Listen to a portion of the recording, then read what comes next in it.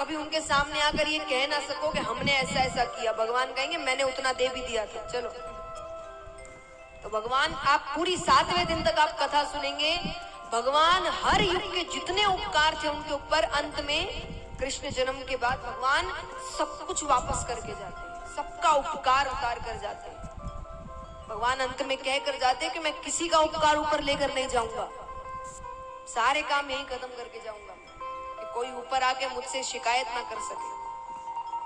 तो भगवान उपकार नहीं रखते किसी का। तो दर्जी से उन्होंने कपड़े ठीक कराए, फिर कहा मित्रों से, तो मित्रों ने कहा कि अब थोड़ा चंदन मिल जाता तो चंदन के लिए सामने से स्त्री आ रही थी, पीठ पर कुबड़ निकला हुआ है, 3 अंग उसके टेढ़े हैं, वो हाथ में चंदन लेकर जा रही है।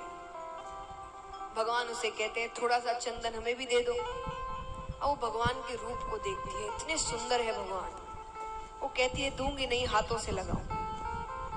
भगवान कहते कोशिश कर। अब भगवान ऊंचे उठ रहे हैं, ऊंचे उठ रहे हैं, वो कोशिश कर रही है पर उससे हो नहीं रहा क्योंकि उसके पीठ पर कुबड़ निकला हुआ है, वो झुकी हुई है। भगवान खूब ऊपर होते हैं। अंत में जब उससे नहीं होता तब भगवान ने उसके एक पैर पर अपना पैर रखा, हाथ पकड़ते हैं और जोर से झटका देते हैं। वो झटका देते उसके पीठ पर जो कुबड़ था उसको भगवान बिल्कुल ठीक करते हैं, 3 अंग जो टेढ़े थे वो भी ठीक हो जाते हैं और वो उठकर भगवान को अपने हाथों से उनके मस्तक पर चंदन लगाती है। अब क्या चाहिए? बोले अब कुछ मालाएं मिल जाती तो। मालाओं का बहुत चाव था पहले। आप किसी भी कीर्तन इत्यादि में जाते ना, आपको माला पहना दी गई हो, बहुत बड़ी बात थी उस वक्त। सब घर जाकर बहुत जताते थे कि भाई देखो हमको माला पहनाई गई है, इतना चाव था। तो उन्होंने कहा मालाएं मिल जाती। माली बैठा था, उससे मालाएं लेते हैं। अब क्या चाहिए? अब भगवान ने कहा अब जो चाहिए तुम लो, मुझे राजमहल में जरूरी काम है। क्योंकि भगवान ने जब तक हो सका किसी ब्रजवासी को ये बताया नहीं कि वो भगवान है।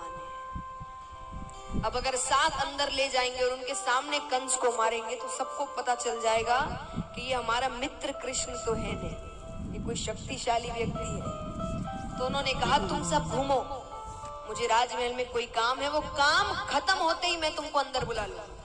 ठीक है। अब यहाँ पर सारे मित्र घूम रहे हैं। ठाकुर जी राजमहल के अंदर प्रवेश करते हैं। राजमहल के द्वार पर ही एक धनुष लटका हुआ था। वो धनुष कंस ने लटकाया था, क्योंकि वो धनुष केवल कंस का काल तोड़ सकता था और कोई उसे उठा भी नहीं सकता। अब भगवान उस धनुष को देख रहे हैं, बलराम जी की ओर देखते। बलराम जी ने कहा काम शुरू कर दो, समय नहीं है ज्यादा। भगवान ने उस धनुष को इस प्रकार तोड़ दिया मानो कोई छोटा सा बालक एक छोटी सी टहनी को तोड़